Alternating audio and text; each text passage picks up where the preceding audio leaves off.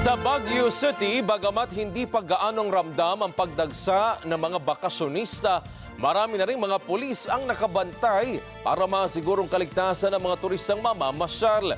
Marami ring establishmento ang mananatiling bukas sa lungsod dahil maraming turistang kumakain at namimili ng mga pasalubong. Ven Pongsilia sa balita.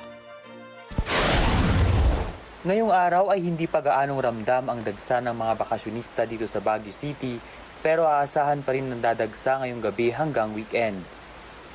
May mga sasakyan, partikular ng mga bus na lulan ang mga pasahero na mula sa iba't ibang probinsya. Marami na rin mga pulis na nakabantay para matiyak ang seguridad ng mga turista at mga namamasyal. Ayon naman sa mga establishmento dito, ay mananatili silang bukas ngayong long holiday dahil maraming turista na kumakain at namimili na rin ng pampasalubong. Open po kami, marami pong turista na mamamasyal, tapos marami pong bibili ng mga pasalubong.